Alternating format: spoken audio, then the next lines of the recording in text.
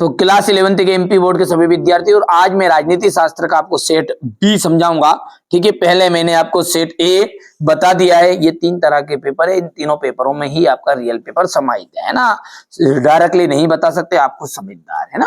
भारतीय संविधान पूर्ण रूपेण किस दिन लागू किया गया?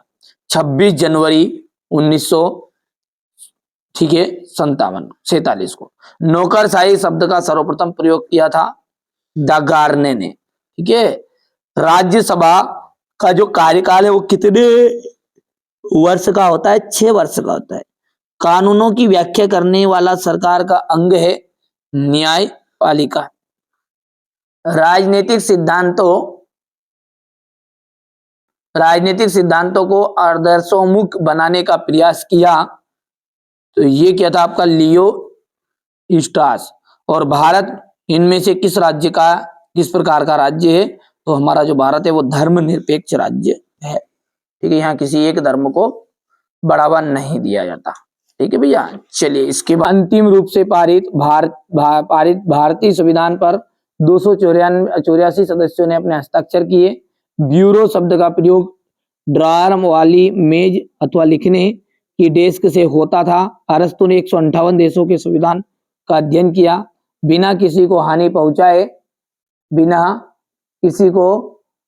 पहुंचाए किसी भी कार्य को करने की क्षमता स्वतंत्रता कहते हैं।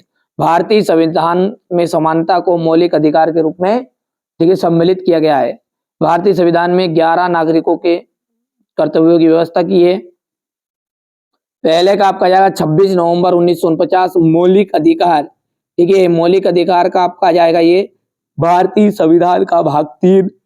गठबंधन की सरकार 1989 और लोकसभा को भंग करने का अधिकार होता है राष्ट्रपति को, वो भी प्रधानमंत्री की सलाह पर। ठीक है, समवर्ती सूची 47 विषय स्वतंत्रता अतिशासन का विलोम है, इसका सी लिया जाएगा। ये किसने कहा था?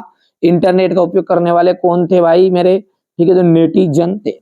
आप तो बढ़िया से कंप्लीट कर लो, अच्छे से नंबर लाने हैं तो याद कर लो। ये जो बता रहा हूं पेपर कंप्लीट कर लेना है।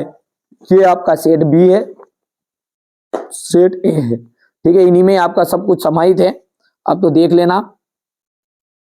यहां से देख सकते हैं आप सत्य मुझे इतना एक वाक्य में उत्तर है। क्रिप्स मिशन भारत कब आया? 1942 में।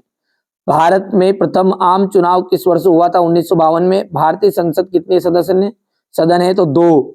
1995 में जाएगा। एक ग्रामर और पॉलिटिकल्स के लेखक का नाम बताइए। लॉस्की। ठीक है, मानव अधिकारों का सार्वभौमिक घोषणा पत्र कब जारी हुआ? 1948। वंश के आधार पर प्राप्त होने वाली नागरिकता को क्या कहते हैं? प्राकृतिक नागरिकता। ये आपका क्वेश्चन नंबर 5 है। यहां से क्वेश्चन नंबर 6 हो गया। ये क्वेश्चन नंबर 7, 8, 9 बढ़िया से कंप्लीट करना है आपको। ये क्वेश्चन नंबर 12, 13, 14, 15